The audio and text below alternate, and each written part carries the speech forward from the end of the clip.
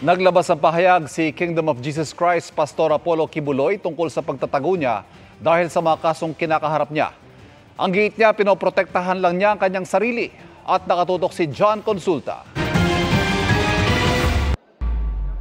Sa isang audio clip na nilabas ngayong araw, inihayag ni Kingdom of Jesus Christ Pastor Apollo Kibuloy na nagtatago siya hindi dahil meron siyang kasalanan, kundi dahil pinoprotektahan daw niya ang kanyang sarili. Sa kanyang mensahe, sinabi niyang naniniwala raw siyang Amerika ang nasa likod ng mga hakbang para maaresto siya.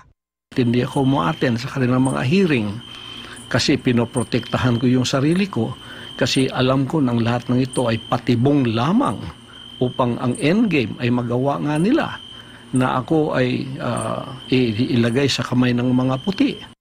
Simpleng kaso lang daw ang mga isinampa sa kanya sa Davao at Pasig. Pero matuturing daw na patibong ito para mahuli siya ng mga tauhan ng Senate Sergeant at Arms. Dagdag ni Kibuloy, dapat itigil na ni Senador Risa Hontiveros ang investigasyon sa kanya dahil moro-moro lang daw ito. Bakit gumawa ng senaryo yan si Risa Hontiveros? Nagbayad sila ng mga bayarang mga former worker ng mga sinungaling na mga witnesses. Puro kasinungalingan ang pinagsasabi nila. At pinipilit ako ni Risa Hontiveros na umaten sa moro-moro at bogus na mga hearing na yon. Kung gusto raw siyang palitawin, meron siyang mga kondisyon. Bigyan ninyo ko ng garantiya na hindi mangingialam ang mga puti sa kasong ito sa Pilipinas. Hindi mangingialam ang FBI, ang CIA, ang US Embassy. Bigyan ako ng garantiya ng Presidente ng Pilipinas. Bigyan ako ng garantiya ng Secretary of Department of Justice, Boying Remulla. Written po yan, written. Bigyan ako ng garantiya ng PNP Head, General Marbil. Bigyan ako ng garantiya ng NBI Head at CIDG. Ako po ay lilitaw at haharapin ko ang lahat ng kasong yan kahit saan nyo dalhin dito sa Pilipinas. Pag nahuli ninyo, hindi ako magpapahuli ng buhay.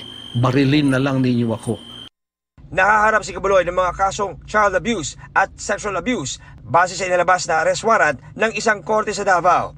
Sa Amerika naman, wanted si Kibuloy sa mga patong-patong na kaso gaya ng sex trafficking, conspiracy at bulk cash smuggling. Sinusubukan pa namin kunin ang pahayag ng Malacanang si Senador Hontiveros, PNP at CIDG. Hindi nagbigay ng komento ang NBI sa pahayag ni Kibuloy na nakatutok umano sa pagpapatupad ng arrest order. Para sa GMA Integrated News, John Consulta, nakatutok 24 oras. Mga kapuso, patuloy na tumutok sa mga balita, mag-subscribe sa GMA Integrated News sa YouTube. Sa mga kapuso abroad, samahan niyo kami sa GMA Pinoy TV at www.gmanews.tv.